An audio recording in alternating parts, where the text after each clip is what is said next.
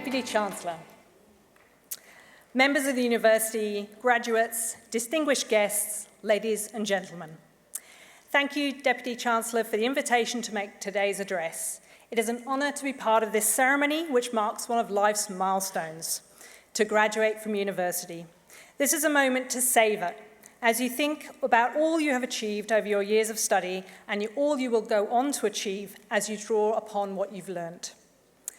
As well as enjoying a day of self-congratulation, please also take a moment to acknowledge and say thank you to those that have supported you along the way, your family, your friends, your former teachers, and the teaching and faculty staff that have taught and guided you through your years of study at this great institution. Congratulations to the faculties of Business and Engineering and Information Sciences for all you've done to produce this fine cohort of graduates. This has indeed been a year of high achievement, noting the university's accreditation from the Association to Advanced Collegiate Schools of Business International, a globally recognised accreditation that has been awarded to only the top 5% of the world's business schools. The university is also now home to Australia's most sustainable building, the Sustainable Buildings Research Centre, and I congratulate you for that. These achievements show that the faculty's mission statements are more than aspirational, but are in fact true to life. And let's revisit those statements now. The Faculty of Business develops professionals, managers, and business leaders with critical thinking skills so that they can succeed and maximise their potential in their chosen fields. The Faculty of Engineering and Information Sciences fosters innovation by preparing engineers and information technology professionals to develop new technologies that will drive a positive difference globally. So the question now is, as we stand on the edge of a new decade, how will you, the graduates of 2019, embody these mission statements into the next decade? As you stop and think about the challenges that face us all, climate change, sustainability, economic stability, equality, these challenges may seem to you insurmountable. But let's go back 100 years to the 1920s. Economic prosperity after World War I marked the start of the decade, but it ended with the Great Depression, a major global economic downturn. But in a decade of turmoil, let's look at some of the things that were achieved in that decade. One of the most significant advances in the medical world was achieved: penicillin.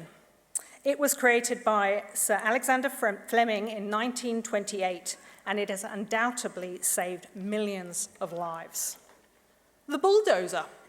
The bulldozer came into use in 1923, a critical tool for civil engineering and used the world over. The first 3- and 4-way traffic lights, when the amber colour was introduced in addition to red and green. In the 1920s, several automated traffic signals were installed in major cities around the world, saving many lives. America finally introduced the women's right to vote through the 19th Amendment to the US Constitution in August 1920, lagging Australia, I might add, because meanwhile in Australia in 1921, Edith Cowan became the first female member of an Australian Parliament when she was elected to the Legislative Assembly of Western Australia. And for those of you that love a good selfie, the instant camera was invented in 1923 by Samuel Shalfrock, although it wasn't until 1947 that Edwin Land brought the technology forward into something that could be sold to the mass market. Edwin Land, American scientist, was an inspiration to one Mr. Steve Jobs, now known as the father of Apple. So, heading into 2020, will it be a decade of turmoil? Most likely, yes. Will it also be a decade of discovery and invention? Absolutely. What role will you play? Hopefully, you will participate in a little less of the turmoil creation and much more of the invention. But not all of us have a grand role to play in creating history that will be shared with future cohorts of graduates. But what you can do is consider yourself a leader in all that you do as you step forward into the next phase of your life. Lead in the example that you set for others. Lead in treading lightly on this beautiful planet of ours. Lead in upholding ethical values and be accountable for your actions. And lead with integrity and respect for all. And remember, you're not in this alone. In times where you might feel decidedly overwhelmed by the challenges or choices that are ahead of you, reach out and seek the help and support. And seeking that help and support, don't think of it for a moment as a weakness or lack of leadership. It is, in fact, a key strength to authentic leadership. So draw upon the fantastic relationships that you've made in this period of time that you've had with this marvellous institution. And as the Deputy Chancellor said, reach out and be part of that network.